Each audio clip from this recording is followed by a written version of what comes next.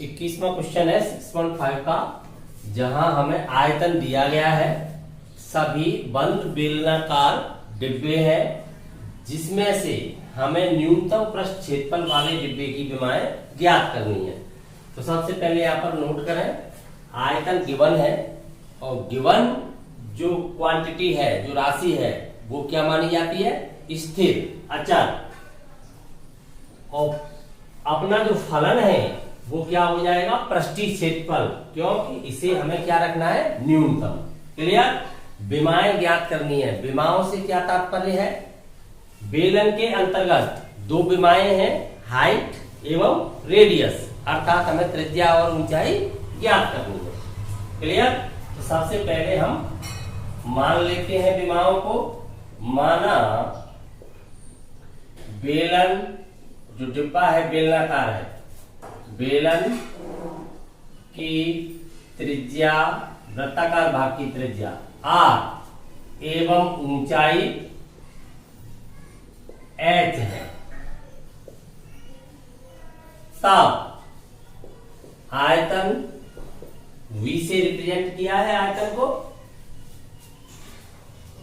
चाहे तो मान सकते हैं, तथा आयतन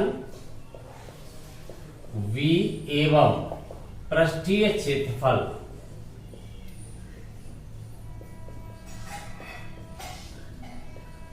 S से माने या A से माने। क्लियर? A है तो आयतन क्या हो जाएगा? बेलन के आयतन का क्या फॉर्मूला है? पाई r स्क्वायर h। ये तो गिवन है। तो देखिए यहां पर पाई r स्क्वायर h की वैल्यू आपको मिल रही है 100 घन सेंटीमीटर। तो ये तो एलिमिनेशन के काम आएगा, ये प्रतिबंध विलोपन के काम आएगा। क्लियर? अब फलन पृष्ठीय क्षेत्रफल है। पृष्ठीय क्षेत्रफल क्या होना चाहिए बेलन का? बेलन का पृष्ठीय क्षेत्रफल, संपूर्ण पृष्ठीय क्षेत्रफल लिया जाएगा, दोनों वृत्ताकार पृष्ठों का क्षेत्रफल प्लस वक्र पृष्ठ का क्षेत्रफल। तो ये हो जाएगा 2 पाई r स्क्वायर प्लस 2 पाई r h। क्लियर? इसे मान रखा है a से, लेकिन ये द्विचरीय फलन है तो विलोपन करना पड़ेगा यहां से। देखिए a ऑफ RH है ये, इस समय फलन आपका द्विचरीय है।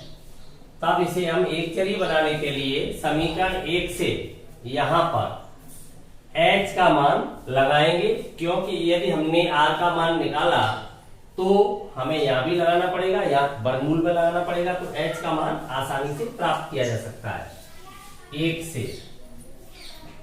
देखिए h इक्वल क्या आ जाएगा? 100 अपॉन पाई r स्क्वायर। यहां पर लगाएंगे तब हमें ये क्या प्राप्त हो जाएगा? 2 पाई r स्क्वायर प्लस 2 पाई r, h की वैल्यू आ रही है 100 अपॉन पाई r स्क्वायर। तब ये एक चलिए फलन रह जाता है और ये हमें प्राप्त होता है यहां से 2 पाई r स्क्वायर। एक r यहां से लेफ्ट हो जाएगी, पाई लेफ्ट हो जाएगा, ये कितना हो जाएगा? 200। ये हो जाता है 200 और अपॉन में क्या रह जाएगा? r। क्लियर? एक r लेफ्ट होकर के अब डिफरेंशिएट करें। Differentiate with respect to r, a dash r क्या होगा यहां से? 4 पाई r, 2 पाई कांस्टेंट है, यहां पर r की पावर -1, तब -1 आगे आएगा, एक पावर और कम होगी तो -2 नीचे आके क्या हो जाएगा? प्लस का हो जाएगा, अर्थात 1/r का हो जाएगा -1/r स्क्वायर। तो ये हो जाएगा -200 अपॉन r स्क्वायर। अब क्रिटिकल पॉइंट फाइंड करें। 4 क्रिटिकल पॉइंट्स,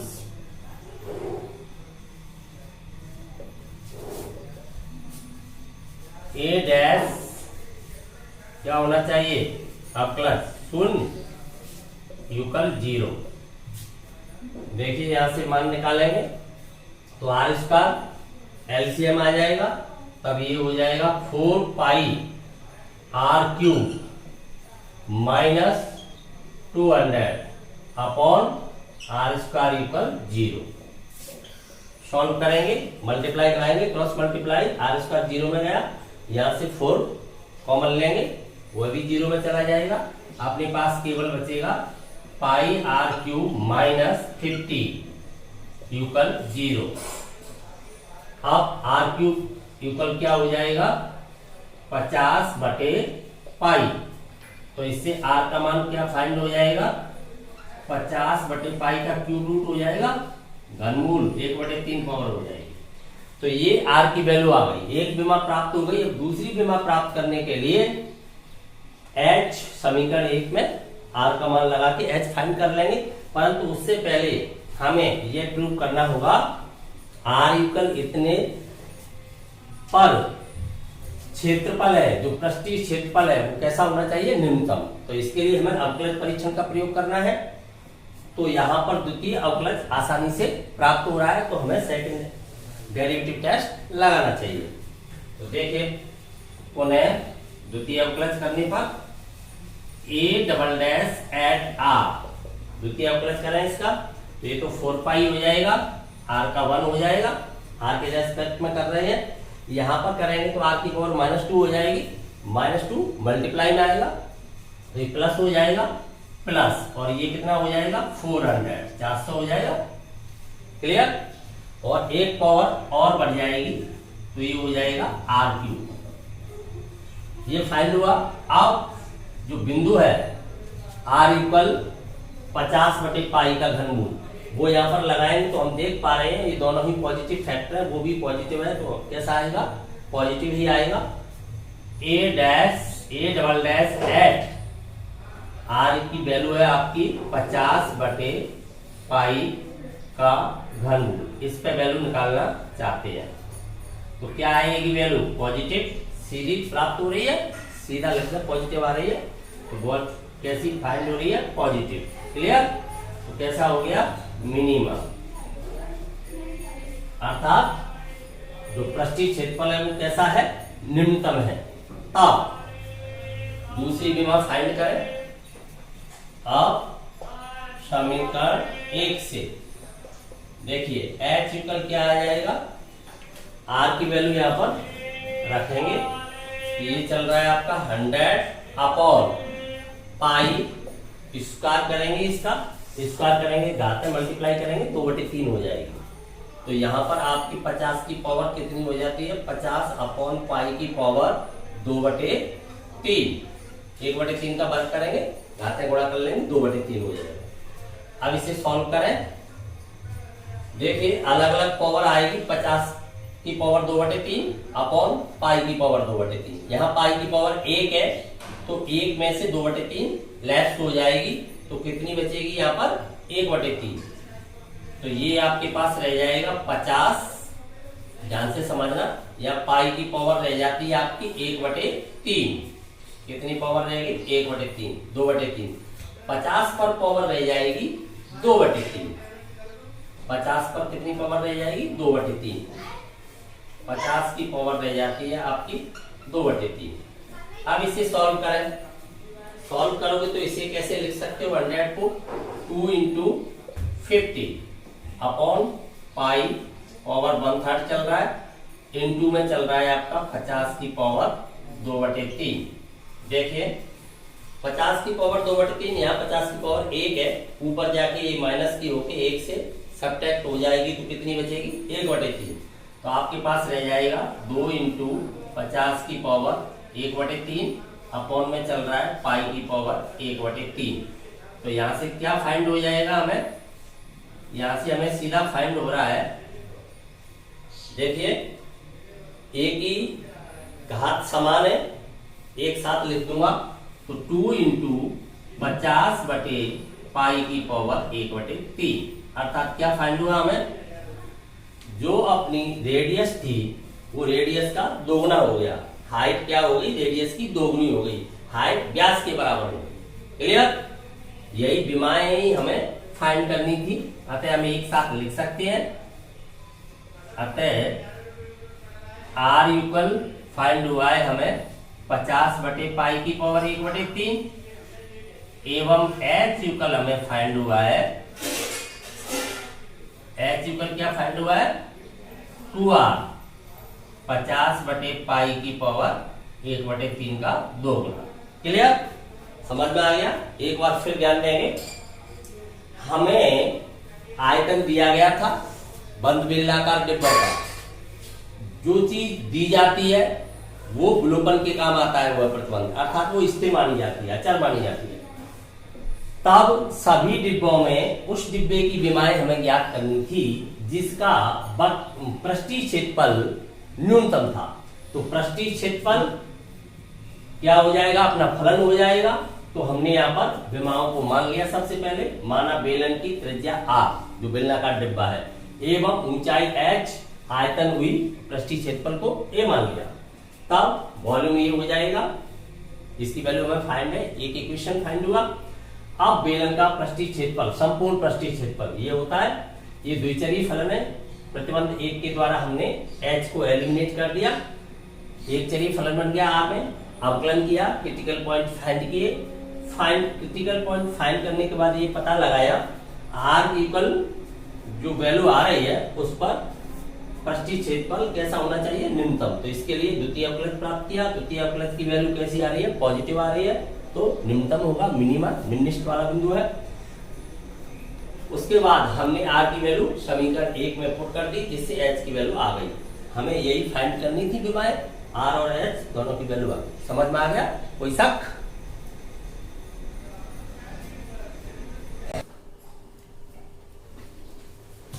कुल तार की लंबाई 28 सेंटीमीटर दी गई है, 22वां क्वेश्चन है।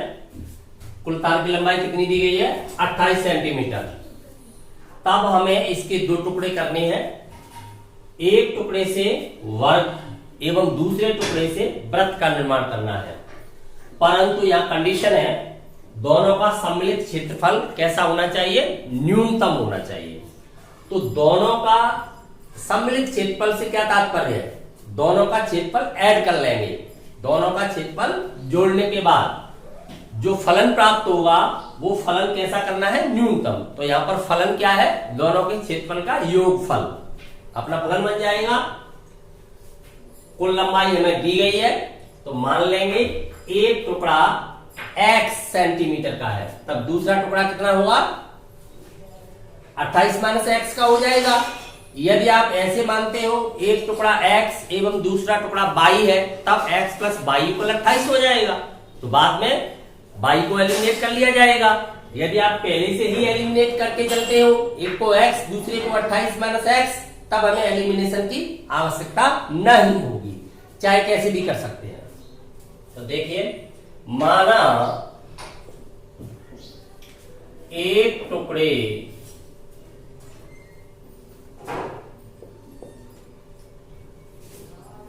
की लंबाई x है, जिससे आप क्या बना रहे हो, वर्ग बनाया जाता है।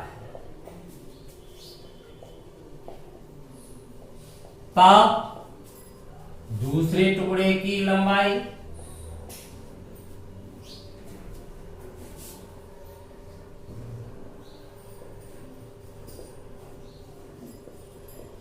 क्या रह जाएगी, 28 माइनस x सेंटीमीटर होगी, जिससे क्या बनाओगे, वृत्त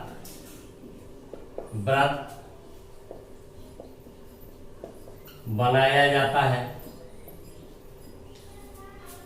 तब वृत्त का क्षेत्रफल ज्ञात करने के लिए हमें वृत्त की भुजा की आवश्यकता है, वृत्त का क्षेत्रफल ज्ञात करने के लिए हमें वृत्त की त्रिज्या की आवश्यकता है। तो हमें इन टुकड़ों की लंबाई से वृत्त का परिमाप प्राप्त हो जाएगा एवं वृत्त की परिधि प्राप्त हो जाएगी।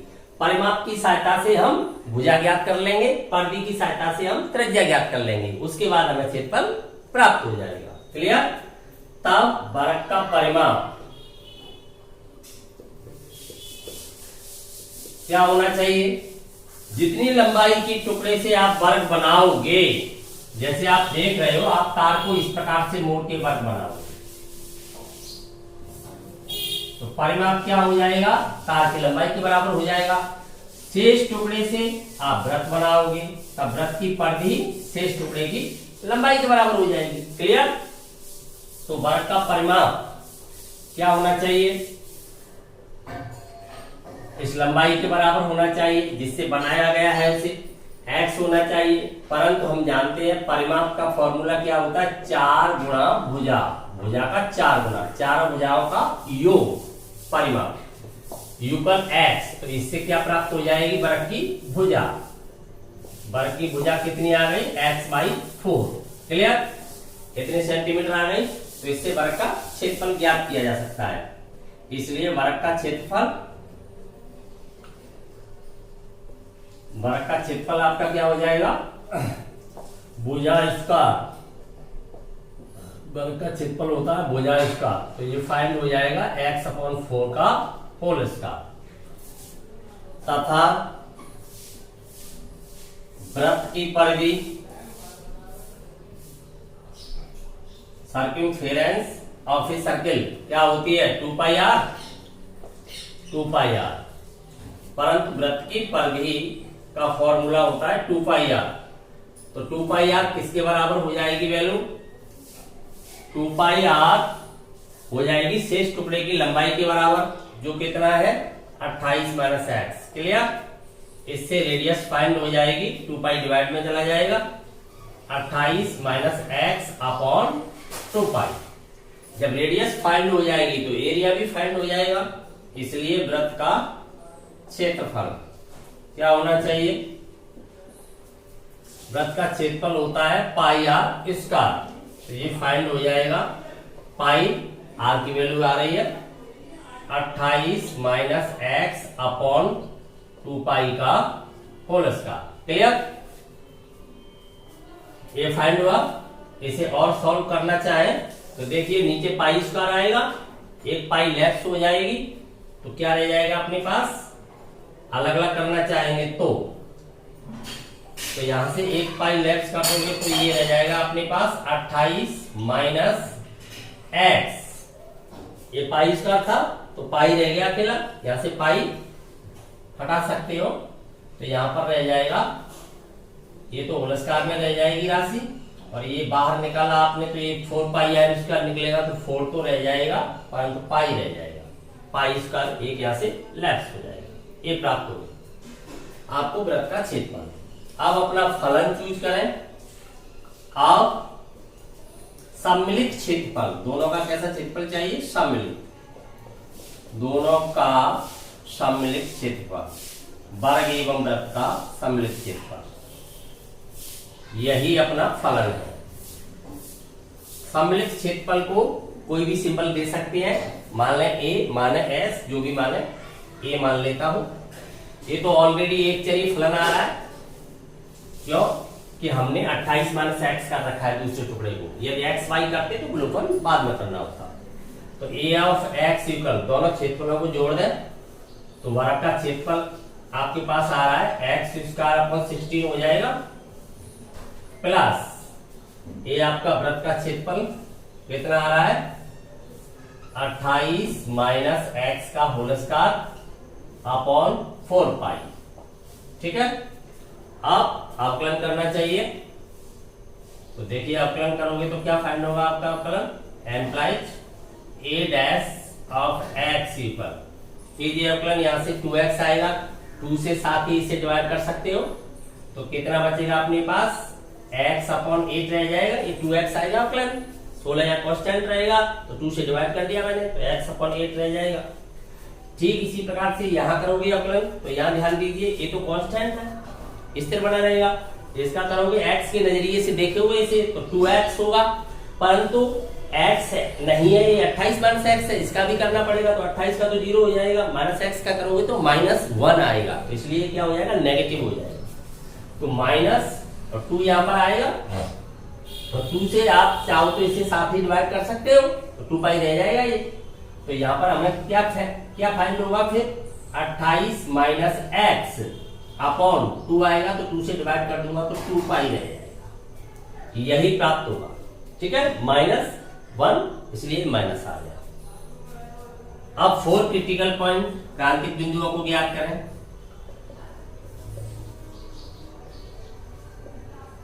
तो देखिए क्रांतिक बिंदु a dash at x equal 0, इससे x की वैल्यू फाइंड करोगे तो यहाँ एलसीएम आपका क्या आ रहा है 8 पाई। 8 पाई को आपने एलसीएम में ले रखा है, तब आपके पास यहाँ पर क्या बचेगा पाई एक्स, पाई मल्टीप्लाई में जाएगा पाई एक्स माइनस, ध्यान देंगे यहाँ पर 2 पाई से डिवाइड करोगे 4 टाइम्स होगा, 4 का यहाँ पर गुणा करोगे आप तो ये माइनस का कितना हो जाएगा 1 से 12, 28 चौके 1 से 12, ये माइनस माइनस क्या हो जाएगा प्लस, 4 से मल्टीप्लाई कर रहे हो तो प्लस का कितना एक्स हो जाएगा 4x। क्लियर, यूकल क्या चल रहा है 0। अब इसे सॉल्व करके x की वैल्यू फाइंड कर लेंगे। तो ध्यान देंगे इन दोनों से x कॉमन आ रहा है, x आप कॉमन लोगे तो क्या बचेगा आपके पास पाई प्लस 4, x को आपने कॉमन ले लिया है तो आपके पास बचेगा पाई प्लस 4, x को कॉमन ले लिया माइनस का 1 से 12, ये क्रॉस मल्टीप्लाई से 0 में चला जाएगा, 1 से 12 को उधर ट्रांसफर कर दूंगा तो उधर क्या हो जाएगा प्लस का 1 से 12, इससे मान प्राप्त हो जाएगा x का मान आपका आ रहा है 1 से 12 अपॉन पाई प्लस 4। क्लियर, ये x की वैल्यू फाइंड हुई, परंतु हमें अब प्रूव करना होगा कि सम्मिलित क्षेत्रफल है जो अपना फलन है वो कैसा होना चाहिए, न्यूनतम होना चाहिए। इसके लिए द्वितीय अवकलज का प्रयोग करें तो द्वितीय अवकलज प्राप्त करें। देखिए यहाँ पर द्वितीय अवकलज प्राप्त करेंगे हम, पुनः सेकंड ऑर्डर डेरिवेटिव करेंगे a डबल डैश है x, तो द्वितीय अवकलज करें तो एक अवकलज आप इस राशि का करोगे तो 1/8 रह जाएगा, यहाँ x का 1 हो जाएगा, माइनस ये दूसरी राशि है आपकी, इसे आप अलग अलग तोड़ दें या आप ये माने ये तो स्थिर है 28 का 0 हो जाएगा, इसका करोगे तो क्या हो जाएगा 1, तो 1/2 पाई रह जाएगा केवल, माइनस माइनस क्या हो जाएगा प्लस, तो 1/2 पाई रह जाएगा, तो प्लस का क्या रह जाएगा 1/2 पाई फाइंड होगा जो ऑलरेडी पॉजिटिव है, कांस्टेंट है, तो यहाँ पर कोई भी वैल्यू लगाएंगे तो पॉजिटिव ही बनी रहेगी। फिर भी यहाँ पर दिखाएंगे a डबल डैश एट आपका बिंदु आया है 1 से 12 अपॉन पाई प्लस 4, तब ये कैसा रहेगा, यहाँ x है ही नहीं तो पॉजिटिव रहेगा, तो आप सीधा लिख सकते हैं पॉजिटिव। क्लियर, तो इससे क्या हो गया ये मिनिमम, न्यूनतम हो गया, आप फाइंड कर सकते हो न्यूनतम हो गया तो अब आप फाइंड करें। तो देखिए यहाँ पर हमें दूसरे टुकड़े की लंबाई ज्ञात करनी है, एक टुकड़े की जिससे हमने वर्ग बनाया है उसकी लंबाई अपने पास आ चुकी है, तो इसको कहां पर लगा दें 28 माइनस एक्स, दूसरे टुकड़े की लंबाई ये है, तब दूसरे टुकड़े की लंबाई कितनी हो जाएगी,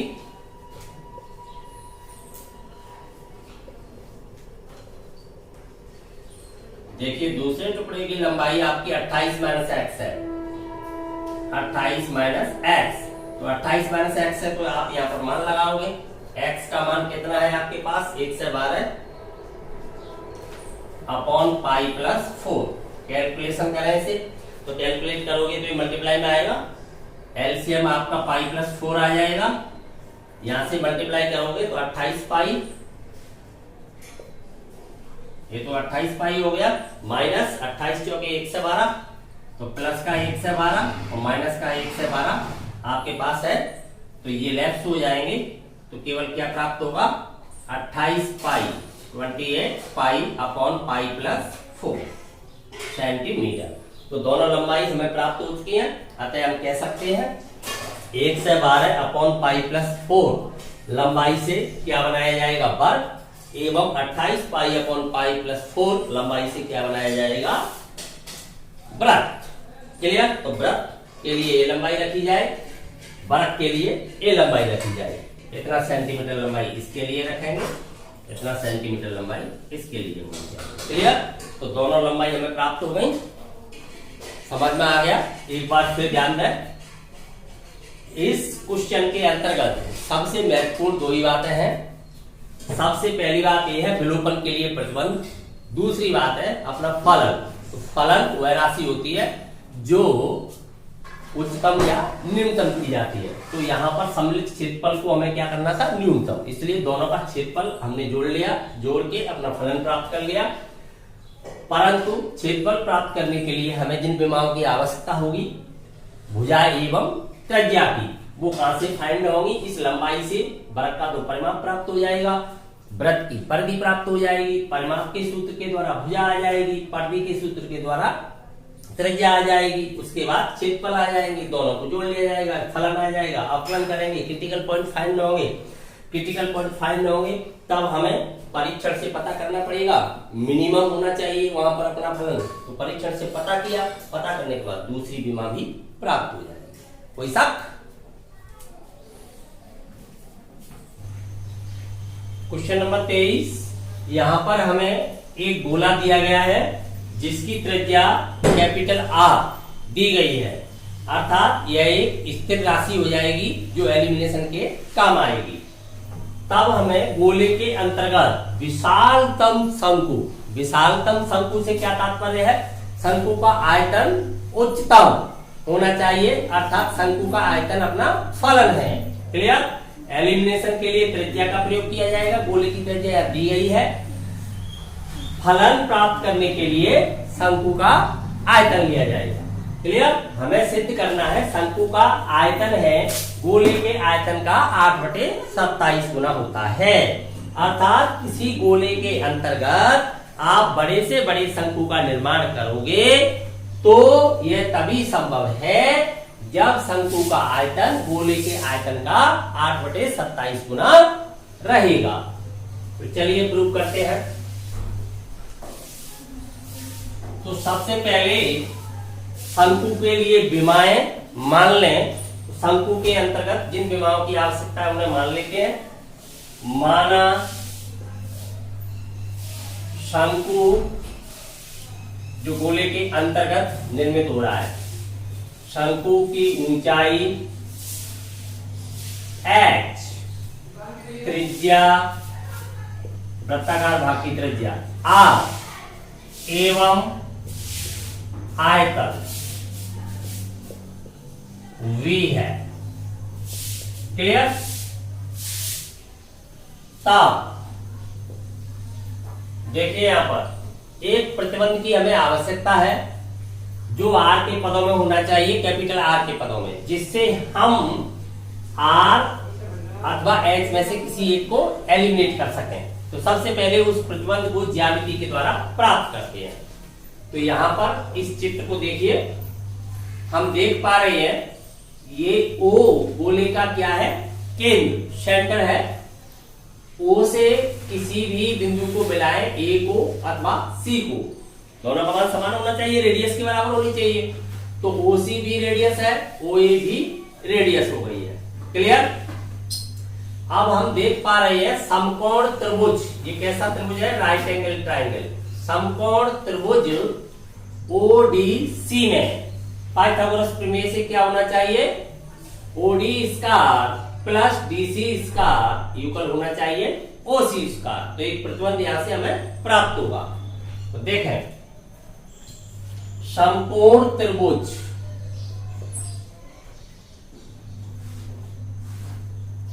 ODC या CDO, कुछ भी कहना पड़ेगा आपको, ODC में पाइथागोरस प्रमेय से क्या हो जाना चाहिए, छोटी छोटी भुजाओं के वर्गों का योग बड़ी भुजा के वर्ग के युगल होना चाहिए। अर्थात ये होना चाहिए OD square plus DC square युगल होना चाहिए OC स्क्वायर। ठीक है? अब आपके पास OD का मान नहीं है, OD का मान नहीं है और बिना OD के काम चलने वाला नहीं है, OD तो चाहिए। तो कैसे प्राप्त करोगे, AD की वैल्यू आपके पास है, हाइट है, शंकु की हाइट है AD में से आप OA को सब्ट्रैक्ट कर दोगे, OA क्या है, रेडियस है, स्फीयर की, गोले की क्या है, त्रिज्या है, तब आपके पास क्या बचेगा, ओडी आ जाएगी। तो देखिए चूंकि ओडी इक्वल एडी माइनस ओए, ये होना चाहिए, एडी में से ओए को लेफ्ट कर देंगे तो इससे प्राप्त होगा एडी की वैल्यू आपकी क्या है, हाइट, शंकु की height minus R, H minus R प्राप्त हो जाएगा। क्लियर? तो ओडी का मान लगाएं यहां पर एच माइनस आर का होल स्क्वायर प्लस डीसी क्या है, शंकु की रेडियस है, ये तो आपको फाइंड हो रही है, आर स्क्वायर जो आपने क्या मान रखी है, स्मॉल आर, कैपिटल आर किसकी रेडियस है, गोले की, यूकल ओसी, ओसी कैपिटल आर।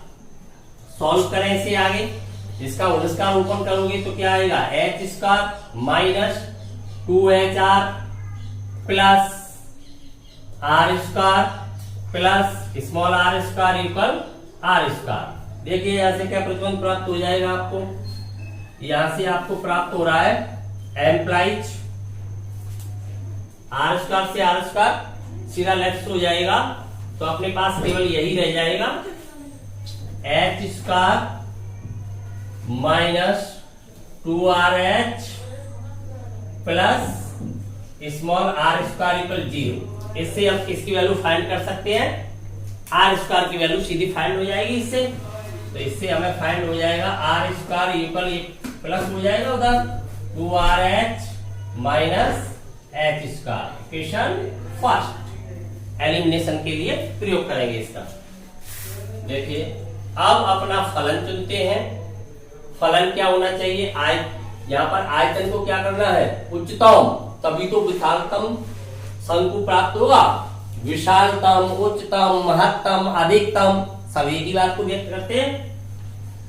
अब V युगल फलन ले रहे हैं तो शंकु का आयतन क्या होता है, शंकु के आयतन का फॉर्मूला 1/3 रह जाता है, 1/3 रह जाता है बेलन के आयतन का, तो ये आपके पास कितना रह जाएगा, 1/3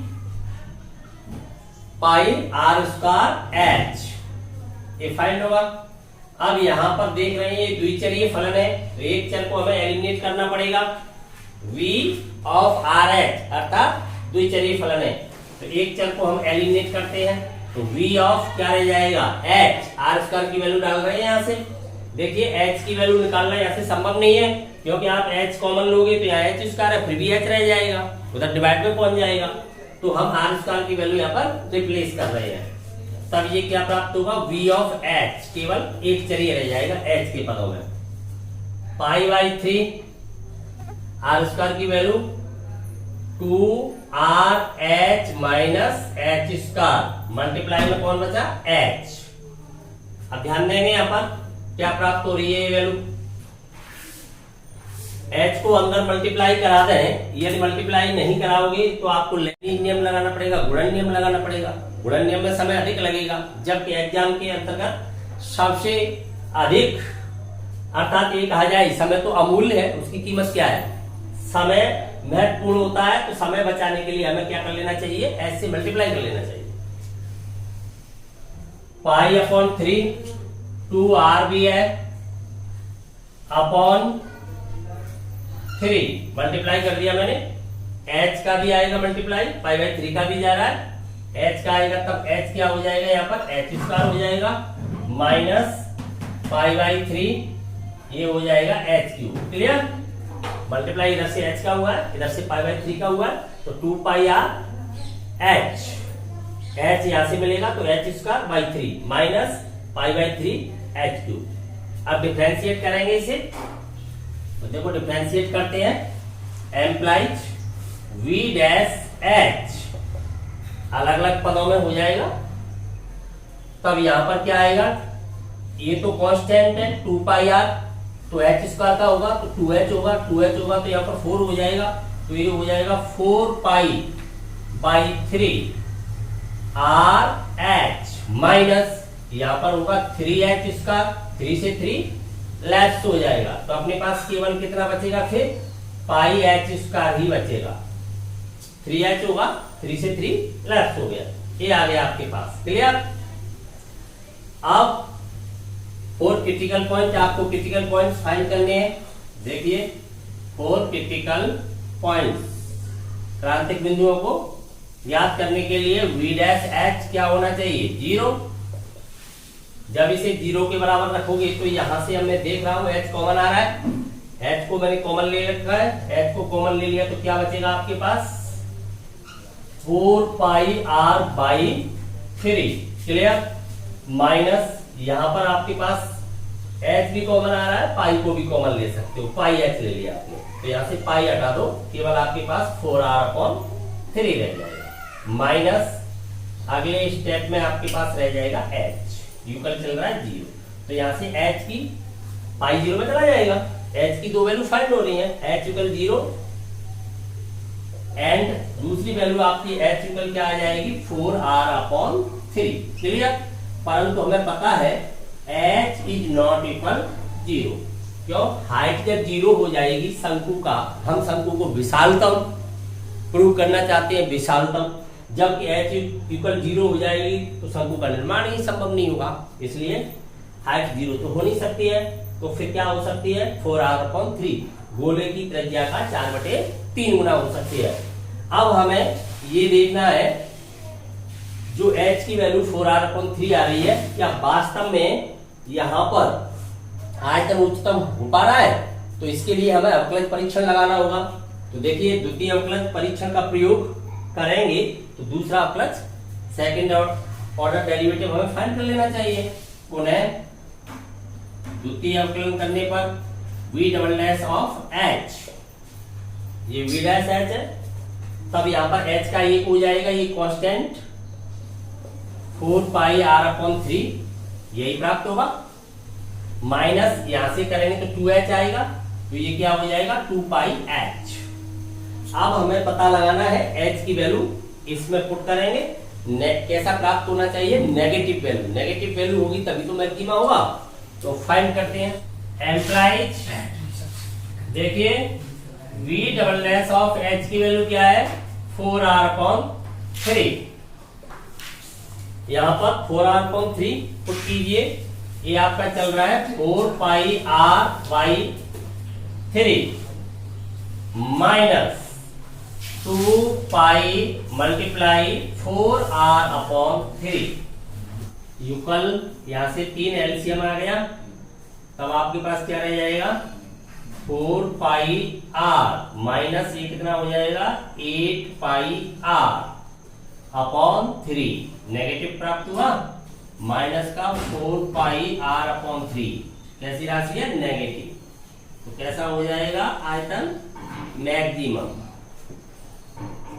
अर्थात शंकु कैसा हो गया, विशालतम। अब हमें आयतन ज्ञात करना है शंकु का, आयतन ज्ञात करते हैं।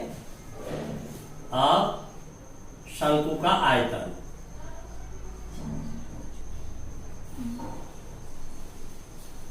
देखिए अपने पास H की वैल्यू है, आयतन केवल H के पदों में कहां प्राप्त हो रहा है, ये, तो यहीं पर H का मान लगा देते हैं, तो आयतन प्राप्त हो जाएगा हमें π/3, या ध्यान देंगे H कॉमन ले लें यहां से, तो h² हो जाएगा, एक ही जगह मान लगाना पड़ेगा, यहां क्या बचेगा था, 2r माइनस, यहां से H कॉमन ले लिया है, केवल H बचेगा आपके पास, H की वैल्यू है आपकी 4r/3,